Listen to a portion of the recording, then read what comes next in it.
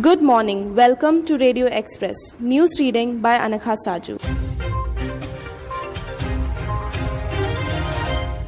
The Border Security Force said today that it had shot dead 5 intruders along Pakistan border in Tarn Taran district of Punjab. The incident was reported in the early hours when the BSF personnel noticed suspicious movement violating the international border. According to a BSF spokesperson, upon being challenged to stop, the intruders fired upon BSF troops who retaliated in self-defense.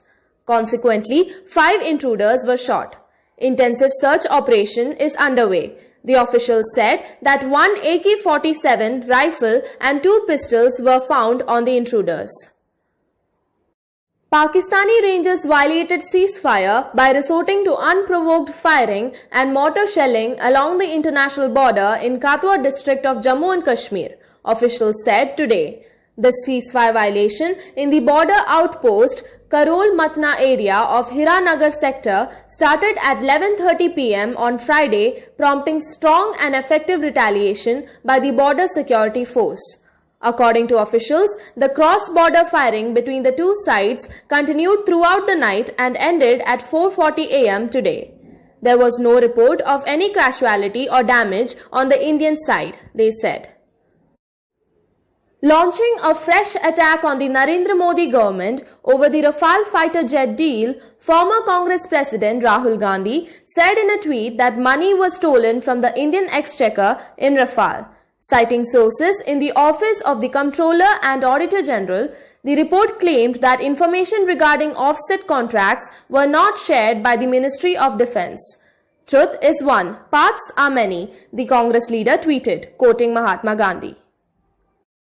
The Delhi Police Special Cell said today that an alleged ISIS operative has been arrested late Friday night after exchange of fire. Deputy Commissioner of Police Pramod Singh Kushwaha confirmed the development. Police said that on Friday night, the accused was arrested with 2 improvised explosive devices from the Rich Road between Daulakon and Karol Bagh. The police said a pistol has also been recovered from his possession. He was allegedly planning an attack in the capital in singular capacity. Delegates from non-Hindi speaking states, including a group of 37 government yoga and naturopathy practitioners from Tamil Nadu, were in for a rude shock during a virtual training of master trainers organized by the Union Ministry of Ayush earlier this week, with Hindi being predominantly used through the 3-day program. DMK MP Kanimori took to Twitter today to demand the suspension of Ayush Secretary Vaidya Rajesh Kotecha for saying non-Hindi participants could leave the ministry training session. More than a year after the Gupkar Declaration was issued, the signatories of the document issued a joint statement today reiterating their commitment to its contents. The joint statement said that they are committed to strive for the restoration of Article 370 and 35A, the Constitution of Jammu and Kashmir, and the restoration of the state, and any division of the state is unacceptable to them. Signatories of the statement included National Conference President Farooq Abdullah, PDP Chief Mehbooba Mufti, People's Conference Chairman Sajad Lone, Pradesh Congress Chief G.A. Mir, CPIM member M.Y. Tarigami, and Muzaffar Shah from JKANC. The Uttarakhand government has relaxed norms for shooting films in the state by removing the upper limit on the number of crew members for outdoor shoots and raising that limit for indoor shoots. The amended USMDA guidelines stated that the maximum permissible capacity for indoor shoots will be 50. For indoor as well as outdoor shoots, physical distancing of at least 6 feet must be followed.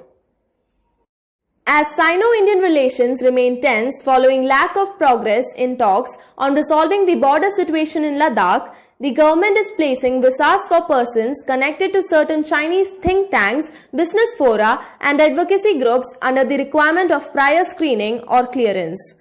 An official note received by the Ministry of External Affairs lists entities of concern and states that in order to closely monitor the activities in India, visas sponsored by entities of concern shall require prior security clearance.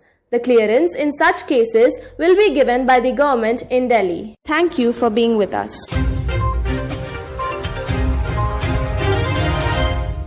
Radio Express. To receive Radio Express English news and English programs in your WhatsApp, please send a WhatsApp message English programs to 90727 95547 and please subscribe to our YouTube channel Radio Express. Thank you.